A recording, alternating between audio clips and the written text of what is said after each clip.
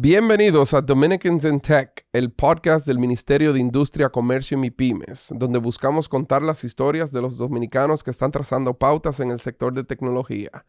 Señores, hoy yo estoy solapas aquí. Mi co-host Michelle me sacó los pies, seguro anda surfeando, pero yo estoy más que bien acompañado y en mis aguas, porque hoy vamos a hablar de deporte. Aquí conmigo está Raider Luis Báez, que es fundador de The Connect, un proyecto de consultoría que trabaja para conectar marcas trabajando entre la intersección de publicidad, el deporte, entretenimiento, la tecnología y los medios de comunicación. Señora, además de eso, Raider es cofundador de SportsThink, que es una firma que brinda soluciones tecnológicas y de capital inteligente para la industria del deporte y el entretenimiento. Señor Raider es egresado de la PUCA. Además, tiene maestrías en banca, finanzas y sports management de la Universidad de Pompeu Fabra en Barcelona. Y anteriormente también trabajó en organizaciones como la Euroliga de Básquetbol y sirvió como director general de WPP, dirigiendo proyectos para equipos como el FC Barcelona, el AC Milán, Red Bull y Scuderia Toro Rosa. Señores, antes de entrar en esto, faltan como 10 de ustedes que le den subscribe en YouTube para que lleguemos a 1000. Sin eso no vamos a recibir dinero. Esto es casi viernes de quincena hoy cuando grabamos, 14 de julio. O sea que háganos ese favorcito y subscribe en la plataforma de YouTube, activen la campanita. Y si andan en el carro, no te vamos a juzgar si nada más lo haces en Spotify. Pero bueno, señores, vamos arriba.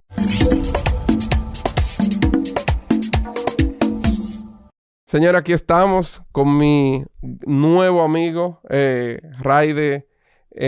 Para nosotros es un gran placer. Ya escuchaste, todos nuestros escuchas saben quién tú eres por la introducción, pero para mí es un privilegio realmente darte la bienvenida y que de ahora en adelante todo el mundo sepa que tenemos un gran dominicano por allá, por España. Bueno, gracias por la invitación. No sé si gran dominicano, pero grande, así 6 pies, o sea, eso seguro.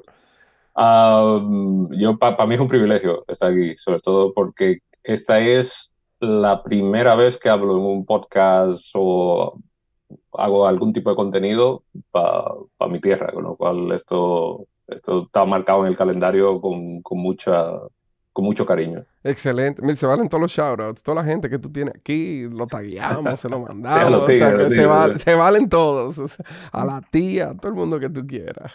Pero de verdad, yo contento de tenerte aquí. Señores, Raider y yo nos conocimos hace un mes, un poquito más de un mes, porque como yo le conté en un episodio anterior, yo estuve por South Summit, allá en Madrid, la feria de emprendimiento y de innovación y de tecnología más importante de España. Y estuvimos, había como un track que se trataba de tecnología en el deporte y el mercadeo en deporte. Y como ustedes saben, estoy muy metido en ese mundo ahora del podcasting en el deporte y yo no me lo iba a perder. Entonces, Raider fue uno de los moderadores creo que fue el mejor panel, el que más me gustó. Y al final del panel, aunque no se lo había llevado por su acento, dice Raider, yo le digo a todo el mundo que yo soy dominicano y que lo que a toda mi gente que están aquí. Entonces, desde que bajó de la tarima, yo le salí corriendo para presentarme. O sea que aquí se dio, Raider. Exactamente, yo, si hay algo que me enorgullece es ser dominicano, aunque el acento me traicione ya, son muchos años viviendo fuera. Pero yo siempre que tengo la oportunidad, cuando escribo algún artículo en prensa o cuando participo en eventos, me presento así. Yo soy un dominicano, hay veces que soy un negrito dominicano que vive aquí en Europa hace casi 20 años y soy un privilegiado de poder dedicarme a lo que me apasiona. Qué bueno, qué chulo realmente. Pero vamos al mambo, entonces vamos a contarle a la gente. Vámonos back in time, antes de que tú llegaras ya a España. Cuéntanos un poco sobre la dominicanidad tuya, o sea, de dónde viene Raider, de dónde vienen sus padres, quizás, y entramos ahí a hablar lo que quizá para ambos significa ser dominicano. Eh, yo creo que la mejor pregunta que me han hecho nunca. Yo tengo 40 años para 41, o sea, soy 82, soy un grandpa millennial, estamos ahí en la frontera. y yo soy el resultado, el producto precisamente del arraigo familiar en varios sitios de la República Dominicana y de todas las experiencias no vividas. Yo nací en la capital, pero mi familia, una parte es del Cibao. Mi familia materna originalmente de la zona del Palmar, en Salcedo, aunque mis abuelos se instalaron en La Vega y mi madre nació en La Vega, que en paz descanse, y mi padre es de la Romana, pero mis abuelos paternos, mi abuela y madrina de bautizo era de Villa Espiña y mi abuelo paterno de San Cristóbal, y se instalaron en la Romana en la época de las migraciones internas, ¿no? De la isla. Esto es lo que marcó mi juventud, ¿no? Así que es cierto que yo creo que por una inercia muy natural, mis veranos de infancia los pasé más tiempo, aunque sí que iba a Salcedo, toda la zona de Alta Piedra y tal, tengo primos por allí, pero la pasé más en la Romana y nosotros los Baez, que venimos de esa mezcla Baez-Pérez, ¿no? De mi padre y mis tíos, nos consideramos romanenses todos. Tú tienes como Ah, un triángulo completo de República Dominicana. Yo supongo que cuando tú vienes de vacaciones, tú coges mucha milla en el carro teniendo que ir a visitar a todos eso los es un lío, eso es familiares. un lío. Es un lío para organizar eventos, bodas, eso hay que hacer más planning que para la coronación del rey de Inglaterra. Pero es lo que informa. Y cuando miro un poco para atrás, ¿no? Y cómo he llegado aquí, no solo la influencia de mis padres y la educación que me dieron en casa, sino los esfuerzos que se hicieron para que yo tuviese educación reglada y la educación de mayor calidad. Yo soy un producto del Colegio Dominicano La Salle en Santo Domingo, que mis padres con mucho foresight decidieron que esa debería ser la formación, no solo a nivel académico básico, sino a nivel de valores que nosotros, mis hermanos y yo, debíamos tener. Como dijiste, soy egresado de licenciatura en Economía en la Pucamaima y eso también fue un impulso familiar y también de muchos amigos de mi familia. Por razones de la vida hubo momentos en los cuales las cosas no iban bien, pero sí que el entorno y ese contexto de ayudarse entre otros familiares y amigos y compañeros y demás, sí que hizo posible que en mi caso particular y en el de mis hermanos, pues pudiéramos acabar la educación, ¿no? Tú sabes, Y perdón que te interrumpa, te estoy viendo como que en otra luz mientras tú vas contando, porque tú te dijiste tenía 40, 41. 41 en noviembre, 40 todavía no es, 40, ¿no? yo tengo 38 que voy para 39, o sea que tú me llevas a mí 2 años y estoy pensando ahora cuando yo estaba en el colegio, que yo jugaba siempre en el equipo de basquetbol, la salsa más grande que siempre nos daban era el colegio La Salle. Entonces te estoy viendo a ti ya como potencialmente el que nos daba la salsa a nosotros. Y te puedo decir que tampoco era el más talentoso, pero sí que es Pero el cierto más que el grande, programa tú, deportivo, tú lo el dijiste programa, ahorita. ni el más grande tampoco. Sí, que de mi generación fui el más grande. Piensa que con 6 pies yo jugaba centro. Claro, Eso es un point guard a nivel profesional. sí, sí. Pero ahí en la Salle nos hicimos muchos jugadores, entre ellos un tal Al Horford que juega por ahí en la NBA. Epa. Salió ahí, era de la generación de mi hermano era compañero de equipo suyo hasta que Al se fue a hacer high school a Michigan.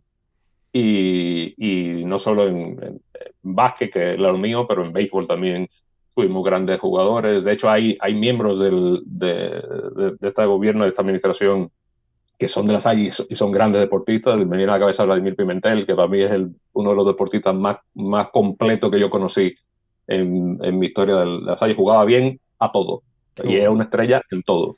En básquet, el primer tipo que yo vi donkear en el colegio fue a él. En pelota tuvo a punto de firma. Bueno, una barbaridad de atleta. Qué bien. Y eso es parte también de esa pasión. Pero a mí el deporte me viene por el lado familiar. O sea, así como yo te dije, no soy de la Romana, soy Baez, mi familia Baez Pérez, uno de mis tíos y el segundo de la familia más notorio en la Romana, y ahora te explicaré por qué es el segundo, es Héctor Baez, que en paz descanse, leyenda del deporte dominicano, aunque todavía no se lo han querido reconocer en el pabellón.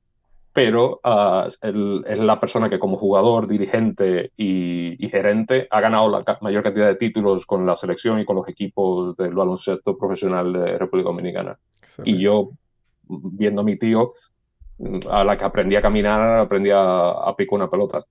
No, bien, bien. Nosotros hemos sido de básquet siempre y eso siempre ha estado ahí. Y de hecho, cuando yo llego a La Salle, en primero de primaria, antes había hecho el maternal Montessori, cuando yo llego a La Salle en primero de primaria, los que teníamos como director de deporte era Faisal Abel, luego estaba Fernando Teruel y otros entrenadores más y al final eso se cultiva y se trabajaba mucho en La Salle.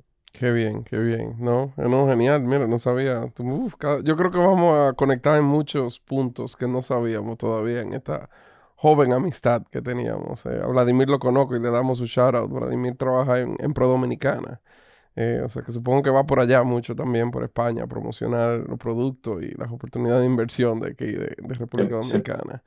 Eh, siempre está muy ocupado, siempre está muy Sí, sí, ocupado. sí. No, y oyéndote de que también te iba a decir de que me dices que eres economista de la PUCA, un año más que yo. Tenemos todos los amigos de común del mundo. Yo empecé la economía en la PUCA, o sea que tú debes de ser amigo de muchos de mis amigos que se van a sorprender cuando vean este episodio, yo me imagino. O Sí, sea que se yo van. conozco más de uno que no he mencionado, que también está en la administración pública, que cuando me vea, tanto familiares como amigos, que se van a sorprender mucho. Esto va a ser un pequeño coro después de eso, cuando salgan los clips y eso. Así es. Pero vamos, Raide, vamos a entrar ya en lleno. Entonces, te graduaste de economista en la PUCA.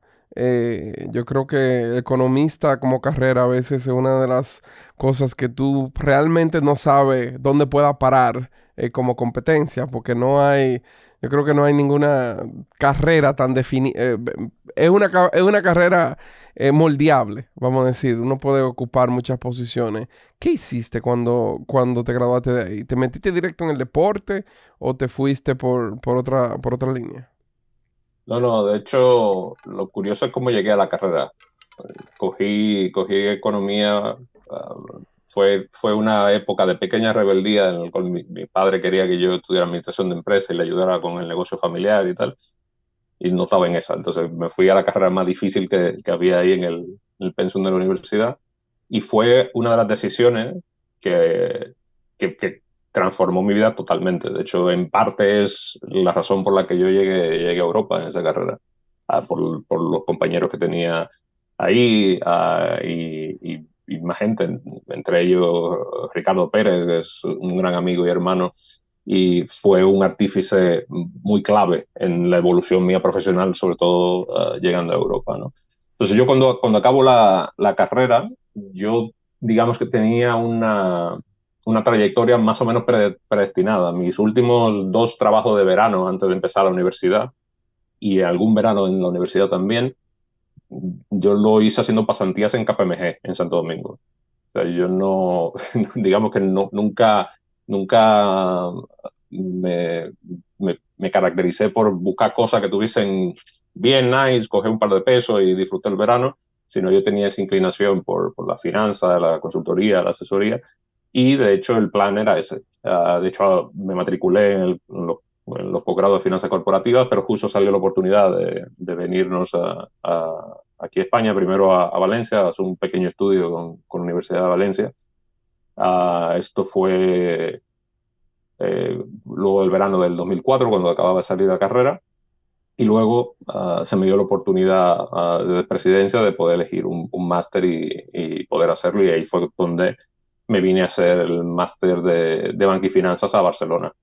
Porque lo que yo tenía claro era que, aunque había estudiado economía, era que no quería dedicarme a la economía aplicada. Ujú. Y esto porque al final, ya te digo, cuando tú realmente vales para economía aplicada, que hay que ser casi un genio para esto, se te ven las costuras rápido. Lo mío era las finanzas, lo mío era el negocio internacional, entender procesos, negociaciones, entender números, y así lo hice. Entonces me vine a estudiar finanzas, banca y finanzas, y logré el traslado de KPMG Santo Domingo a Barcelona, y estuve trabajando ahí un par de años, luego hice un año más en Ernst Young, aquí en España, en Valencia, y luego esto pasa en justo el momento en el que estalla la crisis financiera. y yo ya había notado que realmente una vida de auditor o de consultor al uso no era lo que me apasionaba. En ese interim, cuando estaba en Barcelona, en mi segundo año, continuaba trabajando en KPMG, fue cuando hice el máster de Sports Management como divertimento, porque era un tema pasional, ¿no? El tema de entender el negocio, ya que no pude llegar a ser jugador profesional, pues entender el deporte desde otra perspectiva, dándole fuerza a las herramientas que yo tenía, Tú que sabes, fue lo que adquirí en la facultad. señores, esto es casi una fotocopia, yo siento aquí, porque yo igual empecé en economía. Yo creo que me di cuenta antes en la carrera que eso no era lo que yo quería. Lo que hice fue cambiarme a administración. Eh, y realmente, como bien tú dices, duré también en el mundo de consultoría 4 años trabajando en la banca. No me encantaba. Y recuerdo ahora mismo tú diciendo esto en el MBA. Habían quizá 4 clases que todo el mundo quería coger, pero nada más te iba a poder coger una de ellas por el tema de lotería de la clase. Entonces eran como que los profesores más grandes de la universidad. Entonces uno era de negociación con el padre de la negociación. O sea, uno con el de disrupción, que era con Clay Christensen. Otro que era con Michael Porter, que es el padre del Porter's Five Forces. Y después había uno que era del negocio de entretenimiento. Y yo dije, ya yo no quiero estudiar más, yo quiero ese, el del entretenimiento. Y realmente como que aprendí tanto. Y aprendí a ver el negocio de otra forma, pero me empezó a crear ese deseo de meterme también en el mundo deportivo. Y, perdón. Sí, digamos, ese proceso, un proceso cognitivo, ¿no?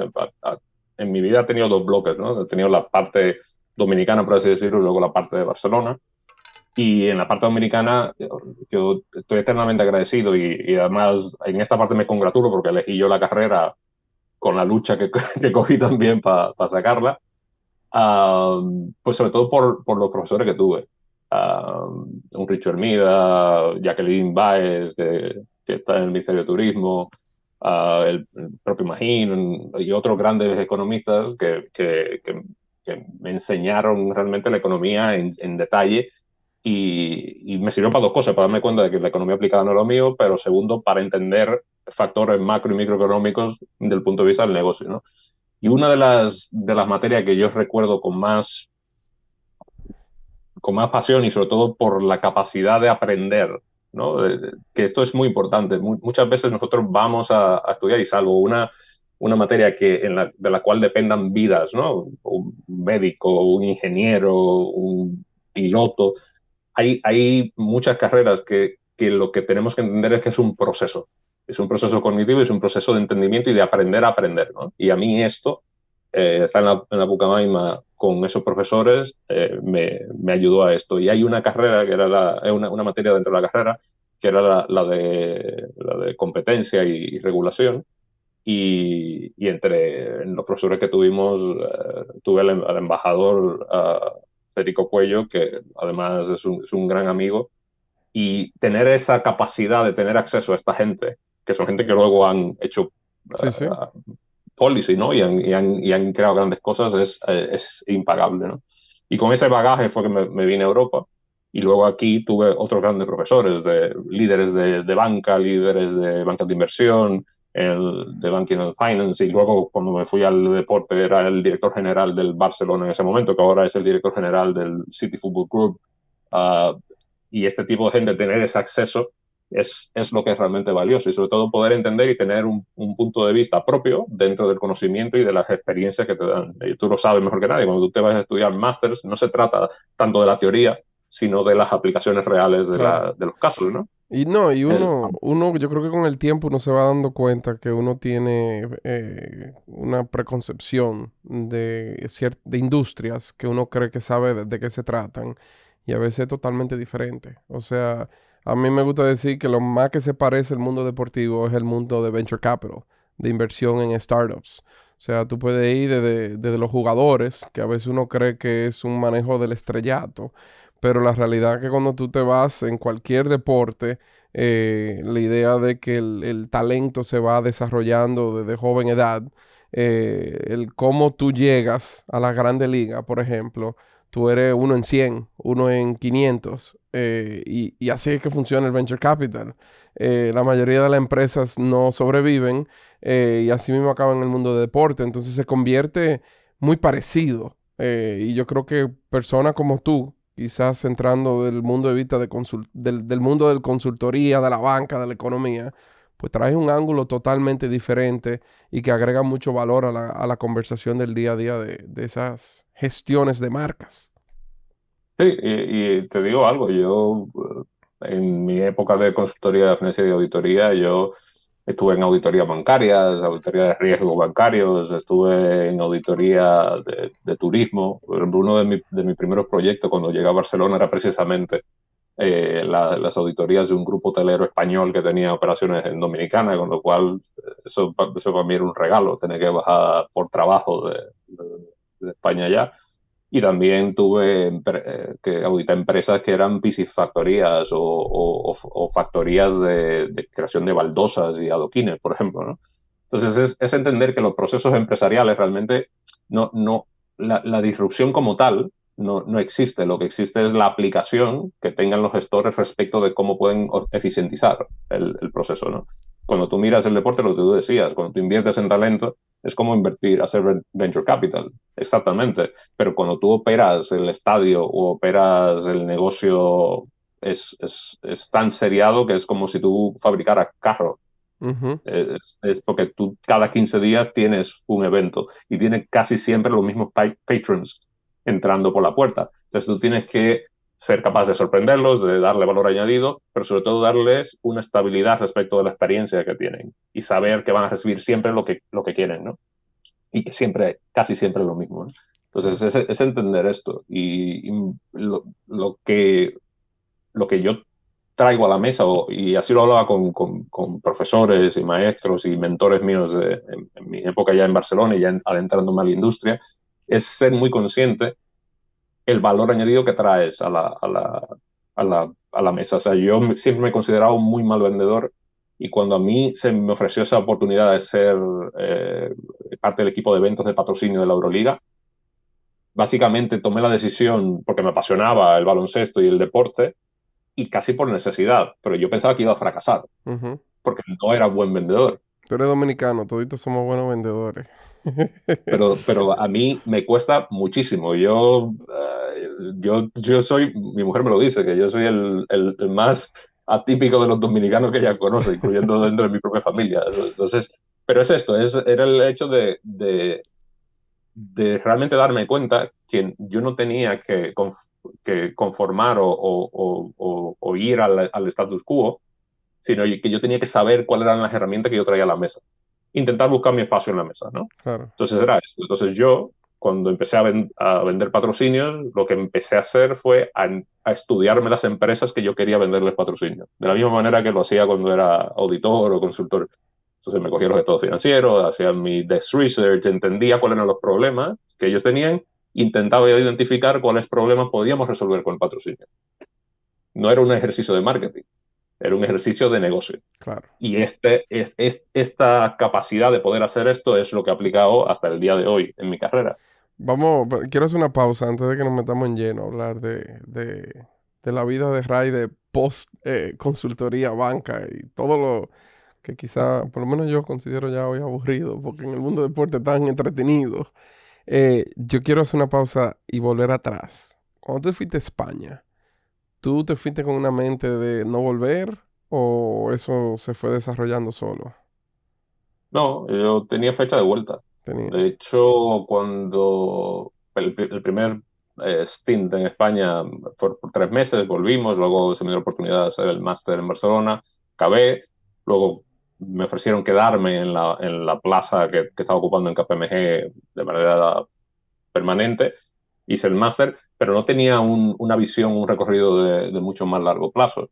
Pasa que en eso, pues bueno, empezó a salir con la que hoy es mi mujer, empezamos a tener una relación y entonces, bueno, tú vas diciendo, no tengo la prisa de irme, mi plan B no que es irme a Santo Domingo, es un gran plan siempre, con lo cual vamos viendo cuando estalla la crisis y cuando salgo de la industria, digamos, financiera propiamente dicha, lo que me pedía el cuerpo era intentar, si no encontraba ubicación en el deporte, intentar crear un espacio en el cual fuese propio, ¿no? Y con compañeros del máster de Sports Management, lo que hicimos fue que convertimos en empresa real nuestro proyecto de tesis. Okay. Y esa fue mi primera empresa, ¿no? Entonces creamos esa empresa, creamos una serie de eventos y unos servicios de consultoría y en ese interim, bueno, nos lanzamos a la piscina. Bueno, estaba en esa época en el Señor en Valencia, me volví a Barcelona, ahí lanzamos el evento, lanzamos una especie de summer League o Summer Camp. El primer año lo hicimos para básquet y para fútbol, pero en el básquet no existe un mercado como para que esto sea atractivo. Lo hicimos 5 años y sobre todo lo hicimos en fútbol. Y lo que yo hice fue aplicar lo que conocía. Era cómo funcionaba la NBA Summer League y entender por muchos amigos del mundo del fútbol que eran jugadores o que eran representantes o directores deportivos, entender cuál era la carencia que existía y era el hecho de que el 90% de los clubes de fútbol europeos no hacen el scouting en origen porque no tienen los recursos suficientes para hacerlo. Okay. El Madrid y el Barça sí. Entonces era crear ese evento que suplía esa necesidad de ese nicho. Y este fue nuestro primer gran proyecto, ¿no? Y fue un proyecto que lo hicimos 5 años y el logro fue hacerlo y no perder dinero, porque existía un mercado y porque teníamos apoyo y acceso y empecé a entender cómo realmente se gestionan eventos, cómo realmente se vende patrocinio, cómo se hace algo sostenible, ¿no? Y en ese periodo, cuando ya se agota, digamos, esa fase, es cuando yo empiezo a pensar, sí, bueno, ya toca irse, ¿no? De hecho, mi mujer decía, bueno, pues nos vamos, ella justo también acababa sus estudios de odontología y de odontología estética, y decidimos, bueno, pues nos vamos. Y yo tenía el billete ya reservado, pero me llamaron de la Euroliga. Y me llamaron de la Euroliga y me ofrecieron ser parte del equipo de patrocinios. Y por eso te digo, fue casi hasta por necesidad de decir, tengo esta oportunidad de trabajar en el Dream Job, que es trabajar en una liga que es la segunda más importante del mundo después de la NBA. El plan B puede esperar, ¿no? Y cogí el plan B, el plan A y seguí adelante, ¿no? Y en la Euroliga estuve casi 9 años en plantilla y lo grandioso de esto es que ahí es donde realmente empieza mi inmersión en el tema de la tecnología. Okay. Por las necesidades estructurales que teníamos como liga, que no teníamos un offering digital elaborado. Piensa que esto habrá sido, eso fue finales de 2009, 2010. Piensa que Major League Advanced Media se creó en el año 2002. Sí, pero son un mega pionero lo de MLB con el tema del contenido. O sea, incluso Claro, con poca eso, gente sabe que Disney Plus corre sobre la plataforma que fue Major League Advanced Media. Que en un momento Major League la vendió. Había tanto uso para los media platforms que se la pidieron comprar, la vendieron por una fortuna y hoy Disney Plus corre sobre eso. te digo más. Major League Advanced Media se estructura como proyecto y se crea en el año 2001-2002 y echa a rodar en esos años, creando el WAP version de la website y muchas cosas que fallaron. Y el compromiso era el siguiente. Ellos sabían que, y esto es justo on the heels of el .com burst, Sí, sí. con lo cual era muy osado pensar en el negocio digital en ese momento. Esto es la liga, el liderazgo de la liga en ese momento, que era Bud Selig y ese management, con los owners, que son los equipos, decidieron hacer un compromiso de invertir un plan de inversión de 4 o 5 años a razón de $1 millón por cada equipo, $1 millón por cada equipo, todos los años, para montar la infraestructura, contratar a la gente. Para hacerte la historia larga corta, llegaron a invertir $67 millones y el año pasado se terminó de vender el último tranche que le quedaba de ownership de BAM Tech por $3.000 millones. There you go. Cuando debuta la temporada del boom de Game of Thrones, que es la primera vez en la que HBO hace streaming, es en el backbone de Major League Baseball. Además, el centro de control que está en el Chelsea Market en Nueva York, arriba del Chelsea Market, Uh-huh. ahí hay un equipo dedicado para la infraestructura de los servicios. En ese momento, ESPN Play o Plus, como se llamaba en ese momento, corría en esa plataforma. HBO corría en esa plataforma. Disney, cuando saca Disney Plus, lo hace en ese backbone que ya era parte dueño de la empresa. Um, todas las webs de los equipos, los players, todo.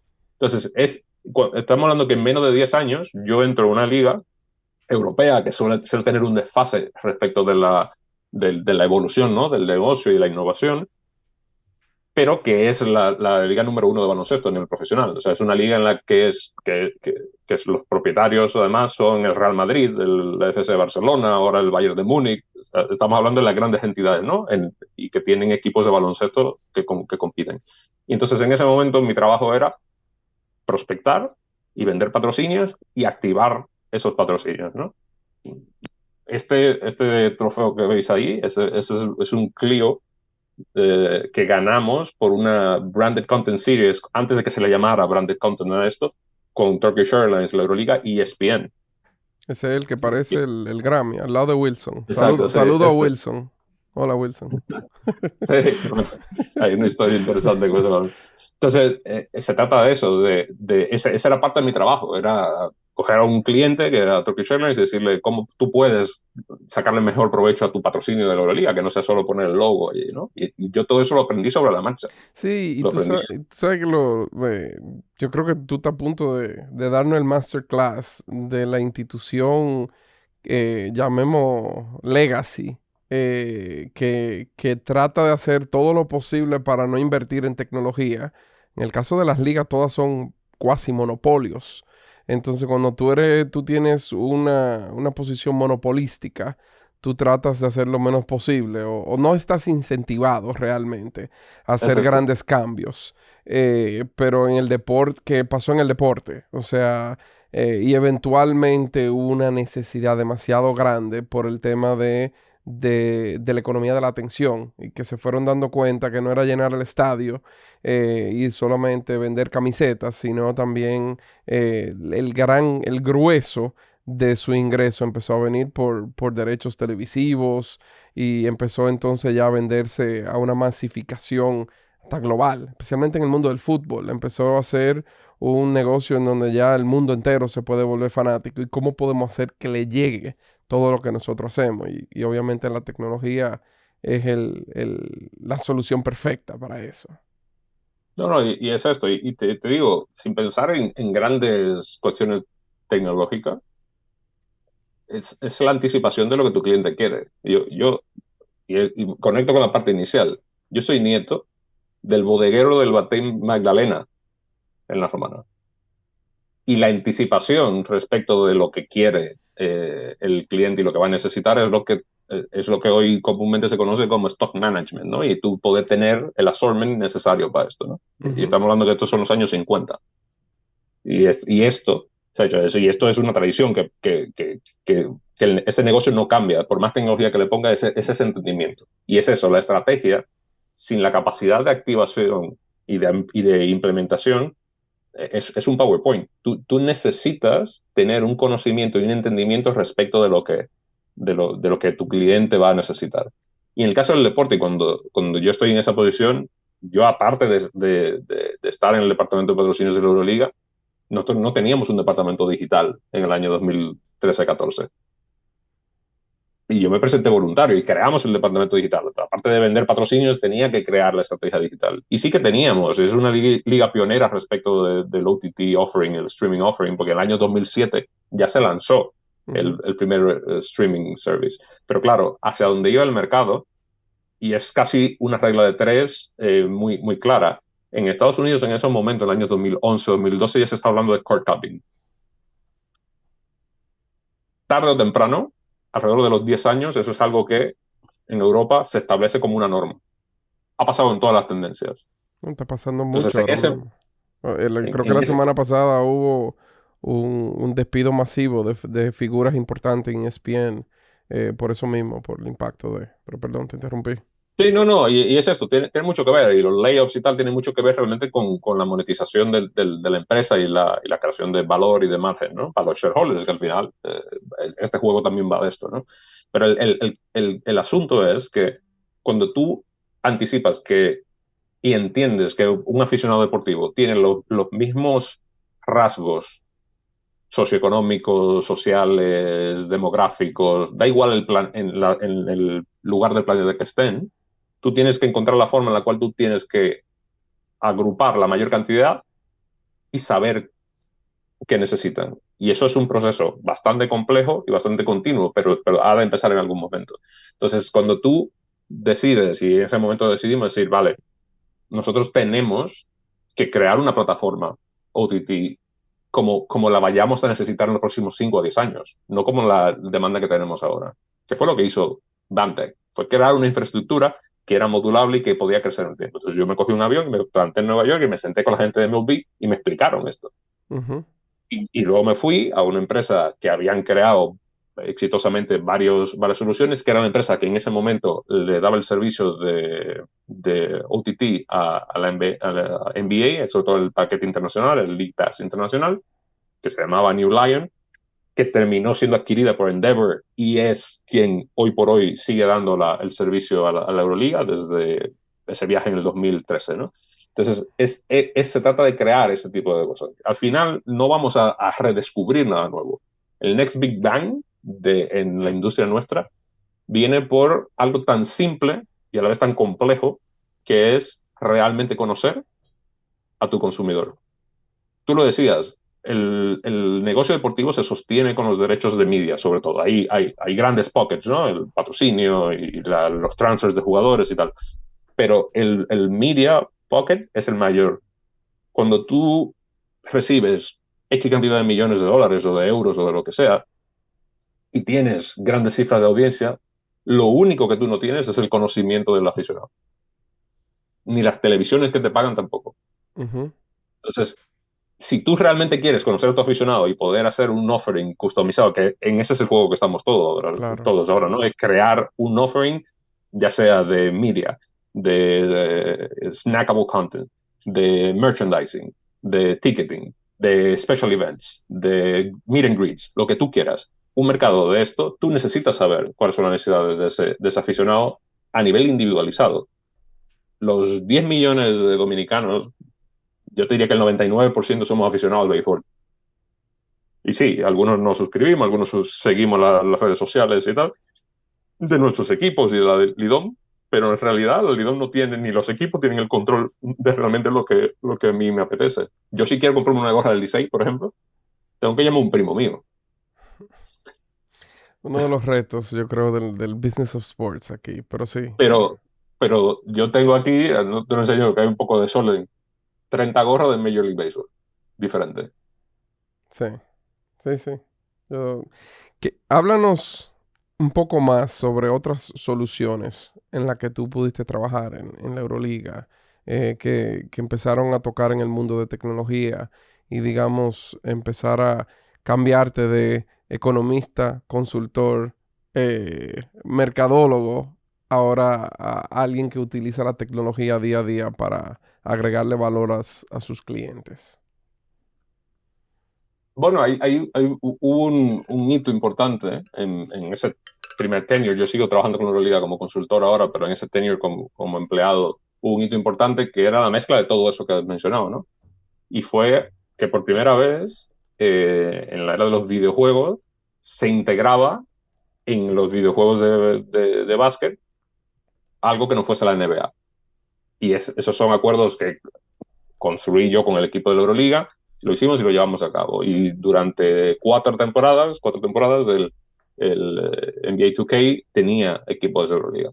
Entonces, el porqué de esto no era simplemente el vanity project de si estamos en el videojuego, era porque nuestra afición, yo me metía a los comentarios de YouTube cuando veía gente que en esa época ya se empezaba a hacer los temas de comentar videojuegos y gameplay y tal. Y la gente, los aficionados nuestros, decían, yo quiero jugar Claro. con mi equipo, yo quiero jugar con... Entonces, claro, tú tienes que buscar la forma de construir esto. Y así lo hicimos, ¿no?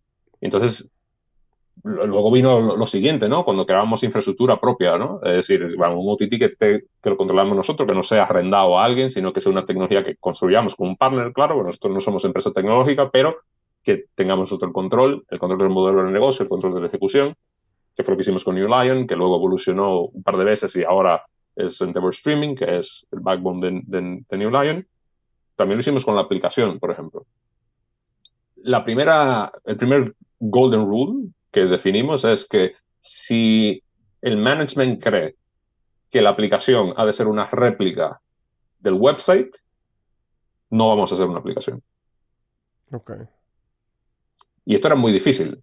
Esto fue en una época del año 2012 o 2013. Donde Tú podías encontrar en todo los era un App app, Stores. donde todo era un app. No uno.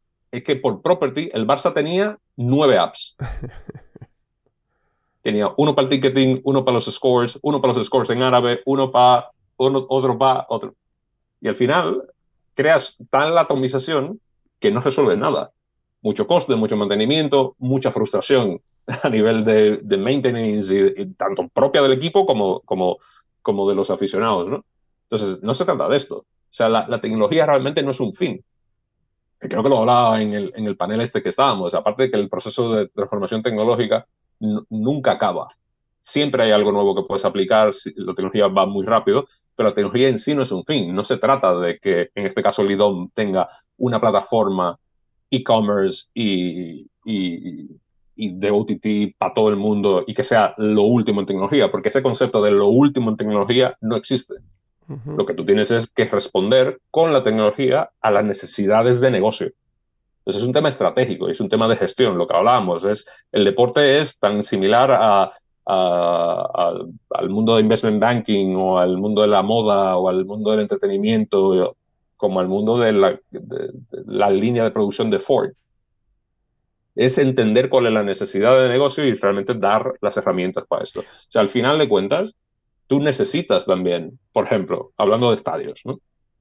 Y ahora justo tenía una reunión al respecto, como te comentaba, off camera. Tener un estadio nuevo, que se habla mucho en la República Dominicana, y yo tengo mi opinión particular respecto de si lo tenemos que tener o no. Yo creo que sí. Y creo que sí porque hay un tema que a mí me escuece mucho, y es el hecho de que nosotros como potencia de béisbol no somos un mercado prioritario para Major League Baseball de cara a grandes eventos. El año que viene creo que va Boston y Tampa, pero es esto, es una vez cada Uh-huh. y sabemos que Y es tiene spring mucho que... training, y es spring training, no es temporada Exacto, regular. no se trata de esto. Se trata de crear un estadio, realmente un estadio que sea multiusos, porque realmente nuestra liga es pequeña en cuanto a duración. Pues no, tenemos que crear una inversión que tú puedas monetizarlo. Eso, pero para tú crear un estadio multiusos, que es en lo que están la gente aquí en Europa ahora, que es lo que ya estaban la gente en Estados Unidos hace 10 años, tú necesitas entender qué realmente tú vas a poder ofrecer. Entonces, si tú te lo piensas desde este punto de vista, tú necesitas un estadio que tenga una configuración de béisbol, X cantidad de asientos, y que a nivel operativo tú puedas tener una operación fluida.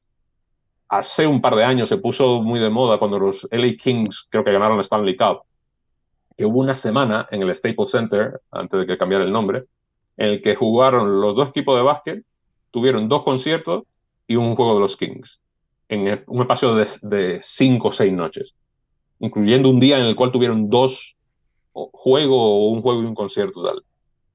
Y ese edificio tiene 20 años. Esa capacidad es lo que realmente te da una respuesta a la explotación de negocio. La pregunta es, ¿podemos permitirnos un estadio en Santo Domingo? Sí, en tanto en cuando los inversionistas, que yo preferiría que fuesen inversionistas privados y no el gobierno, puedan establecer un modelo de negocio en el cual no solo juegue el Licey, el Escogido, es que tengamos un circuito de conciertos Claro. durante el año que te permita monetizarlo. Que sea Si no, no tiene sentido. Madison Square Garden, que todos los días hay algo. Que puede ser lo que sea. Pero eso cuando tú lo explicas, eso a mí me ha pasado, ¿eh? Cuando yo explico a boards y tal, cuando yo cojo ejemplos como el Madison Square Garden o el O2 Arena en Londres, dicen, tú estás hablando del Madison, no, es que no se trata de eso. Yo estoy hablando de que el Estadio del Español en Barcelona, que son 40.000 asientos, en la temporada muerta del fútbol, que es verano, hace 4 conciertos multitudinarios. ¿Por qué Sí, lo hace en verano? Porque el césped, que es natural, al momento en el que tú le empiezas a meter tarima, protectores, tal, no sé cuánto, lo dañas. Entonces tienen que hacerlo en el verano porque es cuando cambian el césped para la temporada nueva. Es como el Pero cuento, monetizan. nuestro estadio olímpico. ¿Cuánto día al año? O sea, obviamente está ahí y parte de su función es que la gente pueda entrenar, los atletas. Pero a nivel de los asientos, vamos a ponerlo así, del estadio olímpico, ¿qué porcentaje del año tienen realmente nalgas sentados en ellos? Muy poco. Si tú coges la facturación por patronage, por gente que pasa por la puerta, es altamente deficitario. Y evidentemente todo lo que tiene, y yo con esto no quiero entrar en un concepto de que lo público es malo. Yo lo que quiero es que lo público y lo privado sea eficiente. Claro. Entonces, el concepto es que tú necesitas tener una alta ocupación y tú necesitas tener una alta monetización de esa ocupación. Y hay eventos para todo y precios para todo y tal. Pero eso te lo da la ocupación. Entonces, claro, hay una serie de impedimentos naturales. Es decir, nosotros la infraestructura que tenemos en el Estadio Olímpico o en el Estadio Quisqueya o en el Palacio de los Deportes es la que es. Con lo cual, la elasticidad que te da ese venue es muy poca. Entonces, el momento en el cual tú le metes un evento que no es endémico, la gente que sí que tiene el day-to-day ahí, el que tienen que entrenar y tal y cual, sufre.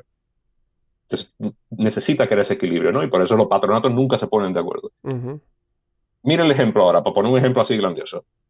Madison Square Garden o tu respecto de la capacidad y la elasticidad, yo creo que se quedan en niño de teta con lo que va a ser el nuevo Santiago Bernabéu. El sistema de terrenos del Santiago Bernabéu va por capas motorizadas. Ellos pueden desmontar el césped de fútbol, ponerte una cancha, un tabloncillo de básquet, ponerte un clay court de tenis, ponerte un grass court de tenis, ponerte pavimento seco para que tú puedas hacer un concierto, etcétera, etcétera, etcétera. No es casual que el primer concierto de Europa, creo, de Taylor Swift en la gira, va a ser en el Santiago Bernabéu, en el Spring. Tenemos taquilla. Yo necesito ir a ver a Tay Tay. Esto hay que gestionarlo, pero está complicado, está complicado. Tengo amigos que han tenido que comprar en Ámsterdam y por ahí, porque no Vamos a llegaban a ver, Madrid. vamos a ver, vamos Pero, a ver. pero, María, la pero compro en ese es unos el cuantos. concepto. Pero ese es el concepto. ¿Qué le permite al Real Madrid poder tener un concierto tan multitudinario que va a meter un estrés a la infraestructura brutal un día de marzo, en medio de la liga y seguramente jugándose el título o lo que sea, Champions y tal y cual? Que no va a sufrir estrés porque lo va a desmontar y va a ganar 3 millones de euros esa noche. Entonces, Increíble. el entendimiento de la gestión deportiva, de la gestión de instalaciones y tal, que ya te digo, eso da para horas de conversación y de teorización y de estrategia.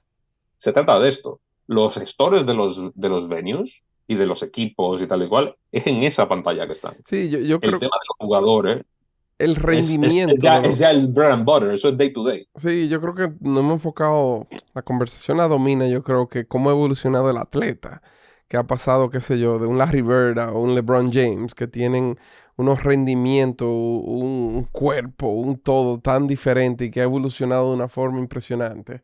Y a veces se nos olvida también cómo eso llevó a los equipos y a las ligas realmente evolucionar a todo lo que tú dices, o sea... Un equipo necesita un estadio y un estadio después necesita tener rentabilidad y un business case, que es lo que tú estás Pero bueno, hablando. estamos entrando en algo que para mí es golden. O sea, la diferencia entre Larry Bird y LeBron James es que Larry Bird, cuando acababa, el momento que se quitaba los tenis, se iba a French Lake, Indiana, se sentaba en la mecedora de su mamá y sí, se ponía a tirar tiros y tal cual. Porque estos tipos eran de otra pasta. O sea, era otra cosa. El talento y la genialidad era otra cosa. LeBron James le cuesta 3 millones de dólares tener el cuerpo que tiene al año. Ujú. Porque él cuando se va de vacaciones y cuando se va de fin de semana y cuando se va de tal, se lleva atrás a su trainer y se lleva atrás a su chef. Y su Claro, tiene la ventaja de masajista tener y un avión su privado para hacerlo. todo. Claro. Entonces, pero la diferencia es que, y poca gente repara en esto, cuando vienen los mercados de free agency, sobre todo en la NBA, yo he visto algunos pitches que hacen los equipos, ¿eh? Y hay equipos que contratan agencias y estrategas de branding muy, muy top para hacer el pitch para traer un jugador de free agency. Sí, que tu estrella llame al jugador y que se conozcan y tal, eso está bien. Pero el tema es tú venderle el sueño. Y para tú venderle el sueño a un tipo, para tú realmente pagarle 200 millones de dólares, que debería ser, en mi caso, eso sería ya razón suficiente, es, aquí podemos trabajar tu marca, aquí tu familia puede vivir bien, mira todos los colegios que hay, mira tal y cual, pero mira el training facility que yo tengo. Messi en Miami. Messi en Miami. Es que ya no es ni siquiera, y bueno, en el caso de Messi Miami lo pilla en un plano vital en el cual mucho esfuerzo no tendrían que haber hecho, que lo han hecho, ¿eh? Pero mucho esfuerzo no tendrían que haber hecho. Pero es el tema de que cuando tú estás hablando de deporte y de performance, el instrumento de trabajo de esta gente es su cuerpo. Y tu infraestructura es la que mantiene esto. El training facility de los Boston Celtics es state of the art Claro. y es privado. Y poca gente sabe que ese training facility no es de Boston Celtics. Es de New Balance, Oh, wow. que Sí, tiene el claro, que tiene el headquarters headquarters al lado de cruzando Fenway la casi. calle. Al lado de Y Fenway. tiene todo el land development y tiene el training facility de Boston Celtics, de los Boston Bruins, son edificios que están al lado. Tiene ahora lo que llaman The Track, que es una de sus especialidades, y es un centro de track and field que no existe en el mundo. ¿Para qué? Para que los deportistas sepan que tienen un sitio en el cual pueden trabajar su cuerpo de una manera insuperable. No. Porque eso es lo que es realmente importante para ellos. Tenemos, si tú supieras que tenemos en el backlog la entrevista a un dominicano que trabaja en Major League con el tema de rendimiento de atletas, todo medido por tecnología. Entonces, cuando hagamos eso, te vamos a avisar. Quizás te traemos, te robamos otra hora de guest co-host, o si no, te lo mandamos para que lo escuche. Lo que quiera.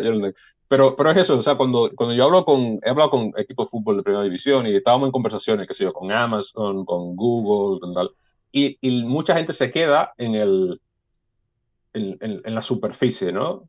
Pero yo muchas veces les digo, o sea, tú quieres a Google como sponsor, tú deberías pagarle a Google para que sea tu sponsor. Ujú. De la misma manera que tú deberías pagar a Coca-Cola para que sea tu sponsor. Son marcas que son más importantes que tú. Lo que ellos realmente quieren es aplicación tecnológica. Sí, Entonces, si Google está trabajando en un proyecto que le llaman Google Jacquard, que es tejido inteligente, que es tejido con sensores, con microsensores, para poder tener todas las constantes vitales y todo lo que haga falta, ofrécele que tu camiseta de entrenamiento, junto con tu partner, que puede ser Nike, Adidas o quien sea, va a tener ese tejido. sí, Esto es valor añadido. Y por eso yo pagaría en lo que fuese necesario.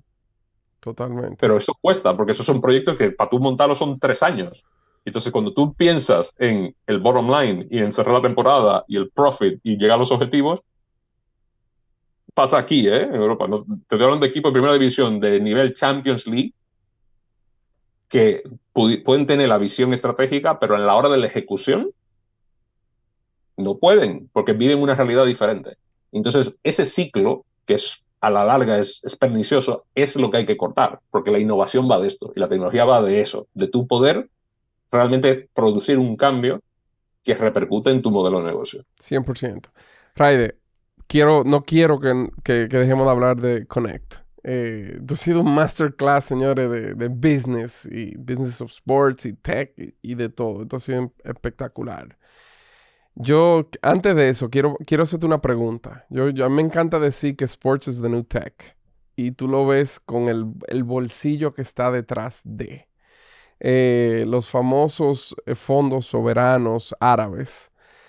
Por mucho tiempo fueron uno de los inversionistas más importantes de Silicon Valley, en compañías como Twitter, por ejemplo, y una serie de otros.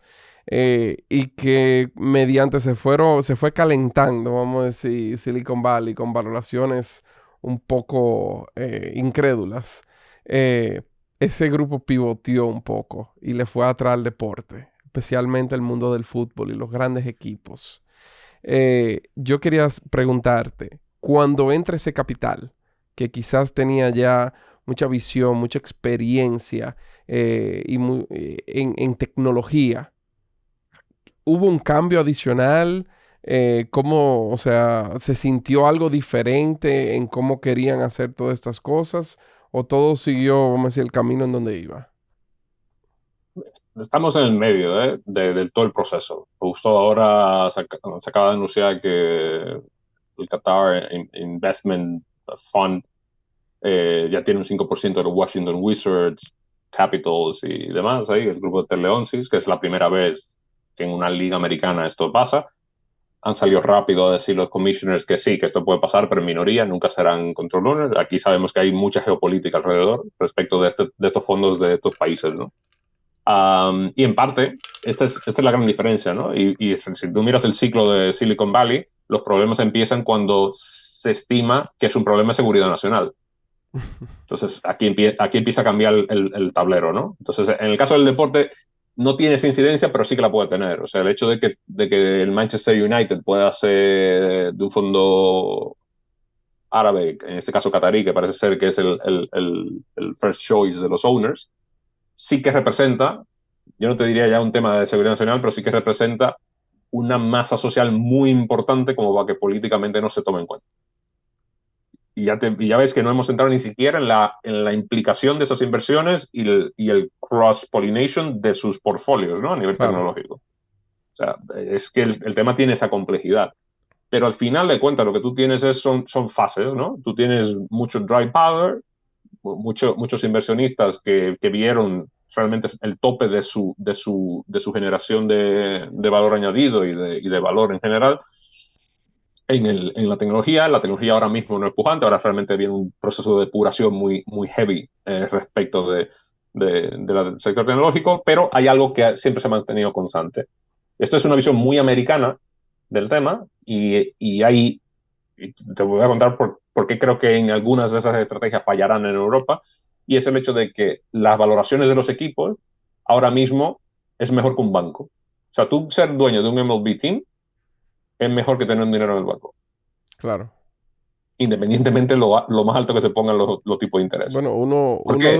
de los retornos más altos de inversión fue la compra de los Golden State Wizards, que realmente lo compraron los mismos VC funds, o sea, las personas que estaban en VC, yo creo que lo compraron en 300 millones de dólares, una cosa así, y hoy No, vale 10x, 12x, o sea, no, Michael Jordan acaba de hacer claro, 10x de su inversión en Charlotte. en Charlotte. No Y tiene hay nada una, que ver con la pasión Y del hay una juego. carrera ahora para todo el mundo comprar, invertir en los equipos de fútbol. Tú tienes a Manny Machado, que es parte dueño de San Diego. En MLS, correcto. Ahí hay un componente interesante y es que todavía, y digo todavía porque sí es cierto que hay áreas de posible inversión con mucho upside, como sería MLS y su entorno, sobre todo ahora después de todo el cambio y Messi y todo eso, ya veremos cómo eso afecta positivamente las valoraciones, pero realmente entrar ahora en NBA, NFL, ya no te cuento, o Major League Baseball, es caro. O sea, no es para todos los Ya. bollos. Y al final tú tienes lo de siempre. Cuando tú trabajas en banking muchos años, entonces tú tienes los GPs y los LPs, ¿no?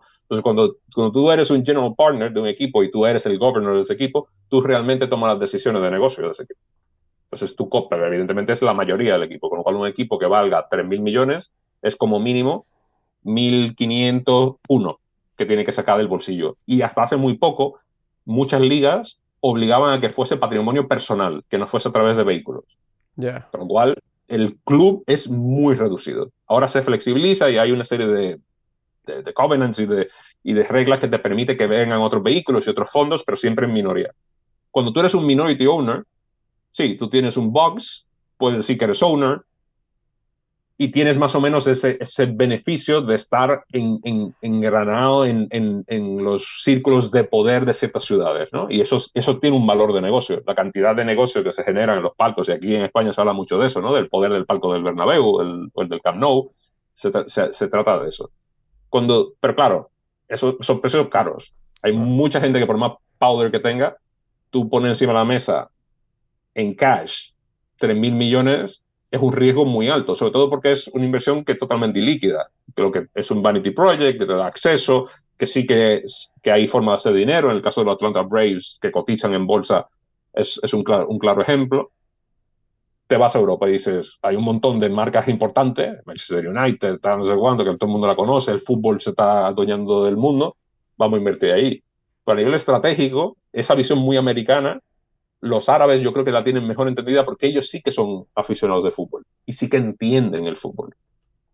Entonces, cuando tú entiendes el fútbol y entiendes que tú tienes promotion y relegation y que la valoración de tu equipo, si baja a segunda división, así Ajá, como tú tú pierdes puedes una tener un upside de fortuna. 10x, tienes Sí, una merma de 10x o más. claro. Y tú tienes el caso también de Ryan Reynolds, el famoso actor de Hollywood, que compró con su socio el club de Wrexham, Wrexham. que no era ningún, era un club del más bajo nivel, pero que lo convirtió en Pero una era uno oportunidad. de los clubes fundadores históricos, de los clubes más viejos. Creo que es el tercer club más viejo de la historia. Sí, o sea, eso es a donde O sea, iba. Tenía tiene un qué. historia, tenía storytelling y lo convirtió en contenido y lo metió en Netflix. No me acuerdo si fue Ahí Netflix, está. pero, o sea, se convirtió en la economía de la atención, que es ahora mismo la economía de tech. O sea, ¿quiénes son las más grandes de tech? Google, Facebook, TikTok. Y todos están compitiendo por tu atención. Entonces Y hay el contenido es un, clave. son como dos tsunamis entre deporte y tecnología que vienen a chocar. Yo creo que o a redirigir la ola o para duplicarla en tamaño. No, no, se redirige seguro y creo que con tamaño también. Y van a pasar, yo creo que en los próximos 18 meses, cosas que es ESPN sale al mercado, Disney lo va a vender, DAZN se va a vender. Entonces aquí es quién compra y por qué. Sí. Y, Aunque, y, aunque y, ayer y, y el CEO Bob Iger dijo que no le iba a vender. Pero vamos a ver. la va a terminar vendiendo. Al final es muy goloso tú poder tener una marca en la que tú puedes quedarte con una minoría y disfrutar, without the headaches, disfrutar del bottom line, Sí, que te la compre Apple sí, sí, sí. y Apple integre ESPN en su sociedad. Pero eso se verá. Pero el concepto es que cada vez más el deporte es relevante por eso. Y a nivel de las inversiones pasa lo mismo, ¿no? Mira, Pasa el hecho de que tú quieres invertir en estas marcas, en este poderío, te quieres posicionar en Europa por una razón estratégica o por afición, por ejemplo. Daniel Ek es el fundador de un fan, Spotify. el fundador y CEO de Spotify es un gran aficionado al fútbol y ha querido ya comprar al Arsenal un par de veces. Cash. Pero no es una entidad Sí, sí. privada, no se la venden. Y ha querido meterse en negocio, bueno, se ha metido de alguna manera en negocio con el Barça, con el patrocinio y tal.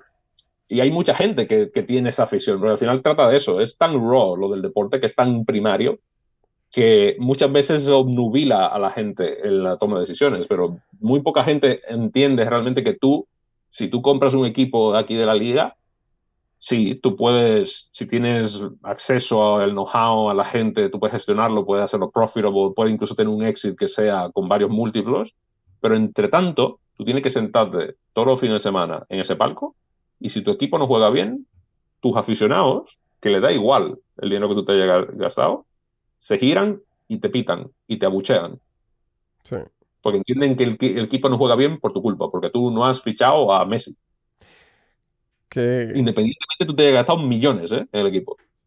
¿Por qué? Porque el negocio del deporte es un negocio prestado. Sobre todo en Europa. En Estados Unidos sí que se entiende mejor, incluso las aficiones lo entienden mejor el modelo de negocio en sí mismo y los jugadores también. Pero en Europa es totalmente prestado, porque es un negocio que opera bajo las pasiones de la afición. los fanáticos se lo recordaron a los dueños con la Superliga y todo el tema que pasó ahí. Pero, y bien, todo lo que tú dices también, o sea, el que conoció el contrato de Messi, vamos a decir, también tuvo el Inter Miami ahí metido a Apple con el tema del streaming de los partidos y creo que le toca una parte, o sea, Que no fue ni siquiera el Inter Miami. Y eso, yo por eso creo que Don Garber, que venía de la NHL y sabe lo que es Big Leagues, ¿no? Pero con el MLS lo que están haciendo es realmente crear un paradigma nuevo. Tienen el know-how de ver dónde ha fallado la NBA, dónde ha fallado la MLB, dónde ha fallado todo el mundo y poder crear este modelo.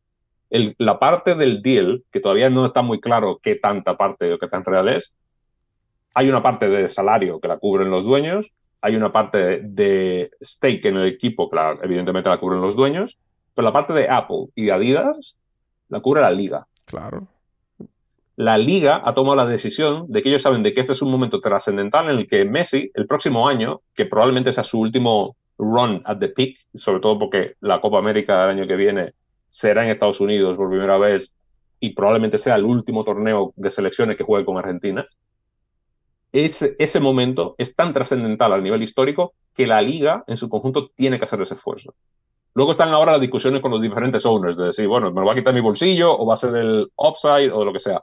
De la forma que sea, todos se benefician. Sí, sí, Y sí. evidentemente, eso lo sabe Tú estás la gente del vendiendo, stream. tú estás haciendo un canal masivo de platforming hacia una solución de streaming que quizá la liga de MLS no lo tenía.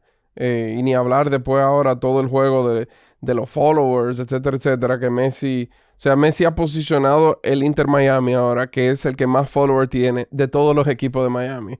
Tiene más que los Miami Heat, que los Marlins, No, no, que los y que la Dolphins, mayoría de los equipos de de todas las todos otras los ligas en Estados Estados Unidos. Unidos. Sí, sí, sí, es una locura. Y ese es esto, porque hay zonas de este planeta, y en el caso del streaming y Apple, yo creo que es muy relevante.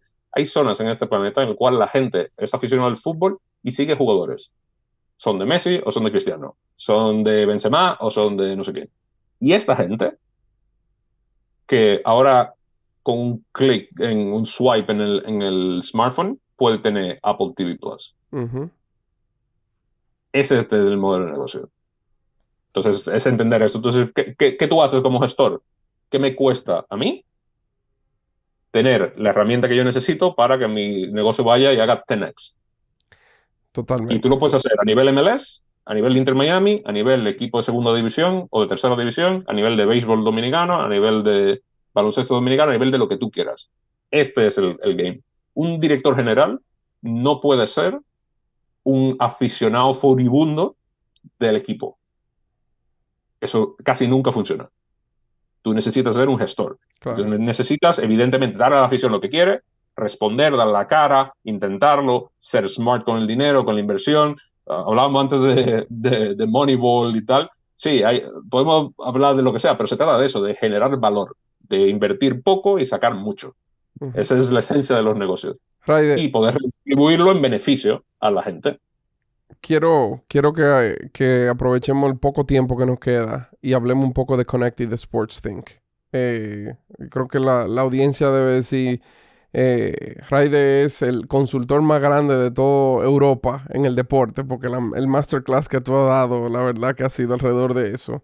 Pero cuéntanos qué es Connected Sports Think y qué tú estás haciendo para introducir o seguir realmente profundizando el tema de tecnología en el deporte allá en Europa y bueno, el resto del mundo, porque entiendo que trabajas con equipos, ligas de todas partes.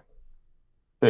A ver, en The Connect, la esencia era poner de manifiesto las herramientas que yo tengo, ¿no? Lo que he aprendido estos años, mi formación, y cuando creé la consultora, la creé con esa visión. Es una especie de made to measure consultancy, ¿no? Es el hecho de que las primeras reuniones que yo tengo con clientes, ya sean empresas a nivel corporativo o a nivel de marketing o marca o properties, es entender cuáles son las necesidades que tienen y qué quieren suplir. Y entonces es poderle dar respuesta a esas necesidades y crear esos partnerships. Lo que te hablaba del Jacquard de Google son conversaciones reales que he tenido con equipos de fútbol respecto de nosotros estamos buscando un partner que sea el partner principal de todo lo que significa training en el equipo. Entonces, para que esto sea interesante y para que sea noticiable y para que sea rentable, a ti como equipo que vendes y a la marca que invierte, esto necesita una estructura de negocio detrás. Y esta estructura de negocio detrás es cómo integramos la tecnología, en el caso de Google, en los training kits, en la medición, en el manejo de datos, etcétera, etcétera. Entonces, es lo mismo que si una cadena hotelera española me dice, nosotros estamos interesados en obtener mejor notoriedad en Estados Unidos y poder tener una mayor conversión y potenciar nuestro direct-to-consumer business. Yo, que he estudiado el tema del deporte y conozco muy bien el caso americano, sé que esto es posible de esa manera. Entonces yo me voy, hago la prospección, creo ese plan estratégico de cómo ejecutar esto y empezamos a ejecutar, ¿no? Entonces esto es básicamente lo que hago con The Connect. Si hay una empresa que quiere crear una plataforma multimedia para poder hacer un catering a un segmento de mercado determinado basado en un deporte, sea fútbol, rugby o básquet, es entender cuáles son los levers que tenemos en el mercado y poder crear un modelo de negocio que permita que eso se pueda ejecutar. Y cuando tú haces esto, evidentemente, en el 2023, todo pasa o confluye por la tecnología, porque la tecnología te acorta plazos, te acorta conexiones, te eficientiza la gestión, ¿no? Y te En ayuda el a caso de monetizar, Sporting, y te ayuda a monetizar. claro, al final es esto. O sea, hay un debate ahora respecto de si ha muerto el direct to consumer. ¿Por qué? al final pasamos de yo me anuncio y si te interesa me llamas y te vendo, a yo me anuncio y te doy un pathway para yo venderte, que esto era como se ejecutaba el direct to consumer, y ahora pasamos al hecho de que da igual si yo hago el advertising y si da igual si yo te presento el pathway para que, obviamente, si yo no significo como marca algo para ti, tú no me das ni la hora. Y entonces eso trata ahora de crear comunidades. Entonces, en ese plan estamos, digamos, en el marketing. Pero claro, para crear comunidades, la tecnología está al centro. Es como tú creas una relación tan única que puede ser uno a uno de tus posibles consumidores. Perso- Y per- eso es tecnología pura. Personalización masiva, por más Exacto. irónico que suene. Raide, esto ha sido, yo creo que, anótalo ahí como mi episodio favorito, por favor. Eh, Quizá no hemos ido en una hablando No de me hables embuste, deporte. Jonathan, no me No, hables hombre, pues embuste. somos Me lo vendedores y creo, me tenemos lo que creo. hablarlo un poco. Y yo espero que todas las escuchas que han llegado a este punto digan lo mismo. Eh, Antes de cerrar el episodio, Raide, tenemos un segmento que es un rapid fire, en donde tú tienes que responder lo primero que te viene a la cabeza. O sea que voy a empezar a disparar y tú respondes así, así según tu equipo de fútbol favorito. Atlético de Madrid. Tú eres dices que vienes de raíces romanenses. ¿Tú eres de los toros o tú eres uno de esos liceístas cogiditas? No, yo soy liceísta de cuna. ¿Cuál es mejor basquetbolista europeo de la historia? ¿Nicolas Jokic o Dirk Nowitzki? Nowitzki. ¿Cuál es tu deporte favorito? Como aficionado, el béisbol. Como practitioner, lo que puedo, básquet. ¿Tu estadio favorito? El Garden. El Madison Square. Madison Square Perdón, Garden. porque yo vengo de Boston. Aquí tengo, Yo por soy cierto, de tengo un Boston. Para pedazo. mí el TD Garden todavía No, tiene pero uno. tengo un trozo del tabloncillo del TD Garden del campeonato con el Victory de Garnett y tal. Tengo ahí que me lo regalaron la gente de Boston Celtics. Epa. Y por último, ¿cuál es el mejor partido que tú hayas visto en persona? Sin lugar a dudas lo tengo claro. Es la final de la Final Four de la Euroliga en Estambul en el año 2012. La final la jugó el Olympiacos del Pireo contra el CSKA de Moscú. El Olympiacos ya había venido de ganar a su archirrival griego en la semifinal también en el último segundo y estaba perdiendo de 19 puntos en el third quarter. Ganó con el último tiro. Epa. Yo nunca había sentido miedo físico por mi integridad física, con lo que yo vi que fue la explosión de los aficionados, que habrían unos 8.000 aficionados de Grecia, que bajaron a la cancha. Y recuerdo que tuvimos que coger al director de marketing de la Euroliga, que cogió el trofeo, que es un trofeo original de su fundación. Hicimos una especie de melee de rugby y lo elevamos para que los aficionados no pudieran coger el trofeo. Y luego empezamos nosotros con los policías a sacar gente. Yo nunca he visto algo igual. Y hay cosas similares, ¿no? En Serbia, en Grecia, en Turquía, tal cual, pero que yo estuviese en eso, igual. Y muy cerquita de esto, la, la, el campeonato de liga de los 9 juegos después del huracán George en la temporada 98-99, que ganamos al escogido en el último juego con el equipito. Dale. Eso es impagable. Bueno, ya saben, todos los escogidistas sufran, ¿no? Entre ellos mi hermano, que siempre ha sido muy rock izquierda y un poco oveja negra. También. Ray, antes ya cerrando, le dejamos el micrófono abierto a nuestro invitado para que le dé un mensaje motivador. Es un espacio, yo creo que donde mucha gente aprende, donde conocemos gente, pero más que nada tratamos de inspirar. Que el dominicano sepa que hay otros como él o como ella en todo el mundo, en cualquier rincón, vamos a decir, rompiendo la liga, por decirlo como bien tú trabajas todos los días. Entonces, si puede despedirte de nuestra audiencia y dejar ahí un locker room, halftime talk, en donde puedan salir inspirados.